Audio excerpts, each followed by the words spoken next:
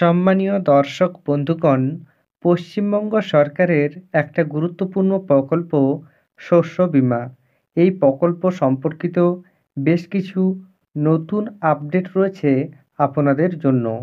সরকারের তরফ থেকে 2024-25 মরশুমে যে সকল কৃষকদের ধান নষ্ট হয়েছিল, অর্থাৎ খরিফ মরশুমে ফসল নষ্ট হয়েছিল, তাদের জন্য সরকারের তরফ থেকে 350 কোটি টাকা ইতিমধ্যেই দেওয়া হয়েছে বলে সরকারি সূত্রে খবর।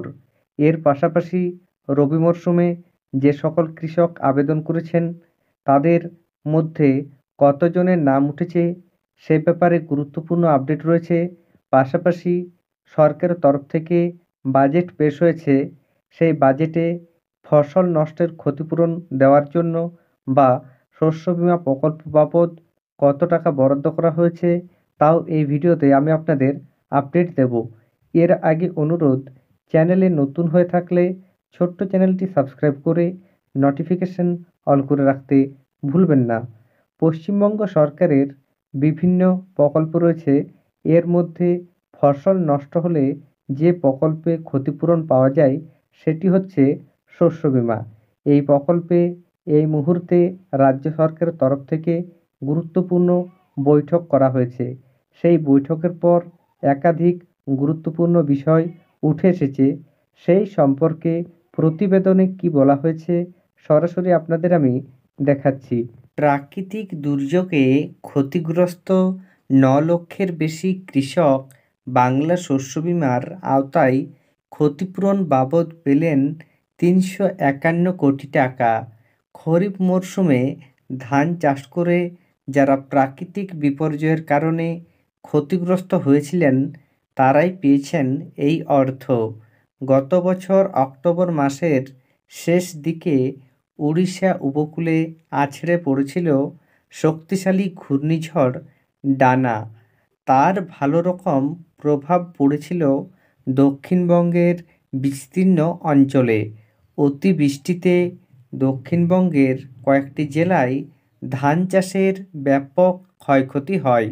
তার কিছুদিন আগে ডিভিসির ছাড়া জলে হুগলি, হাওড়া ও বর্ধমান জেলায় ধান চাষের ক্ষতি হয়েছিল।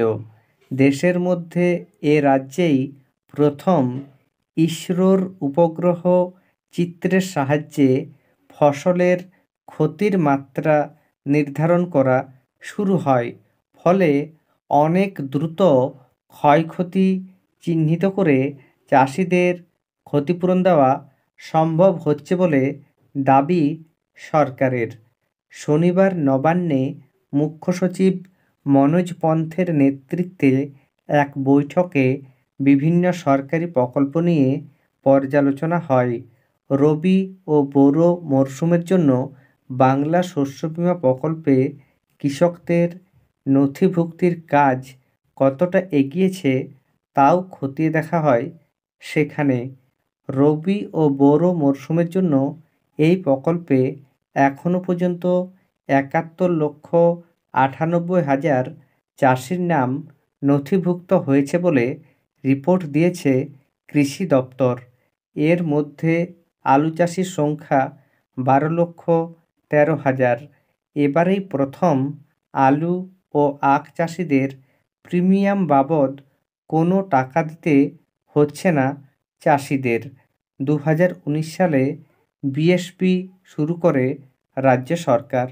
প্রথম থেকে আলু ও আখ ছাড়া অন্য কোনো ফসলের জন্য কৃষকদের প্রিমিয়াম বাবদ কোনো টাকা দিতে হতো না। এই দুটি ফসলের জন্য সামান্য কিছু প্রিমিয়াম দিতে হতো। গত বছরের বাজেটে ঘোষণা করা হয় সেটুকুও দিতে হবে না। 2024-25-এ রবি ও বোরো মরশুম থেকে এই সিদ্ধান্ত কার্যকর হচ্ছে।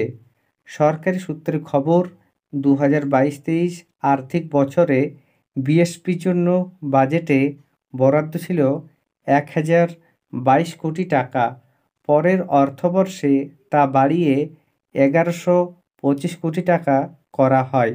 2025-26 সালে এই খাতে বাজেটে বরাদ্দ করা হয়েছে 1313 কোটি 18 লক্ষ টাকা। পিএসবি শুরু হওয়ার পর এখনও পর্যন্ত 1,12 লক্ষ কৃষক মোট 3,562 কোটি টাকা পেয়েছেন। তাহলে বুঝতেই পারছেন পশ্চিমবঙ্গ সরকারের তরফ থেকে গত মরশুমের তুলনায় এই মরশুমে অনেক বেশি টাকা শস্য বীমা প্রকল্পে বরাদ্দ করা হয়েছে।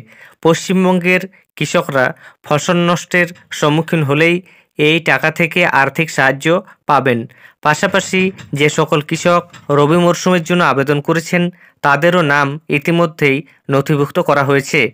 তাই আপনারা নিজেদের স্ট্যাটাস চেক করে দেখে নিতে পারেন আপনার সমস্ত কিছু ঠিক রয়েছে কিনা। ধন্যবাদ।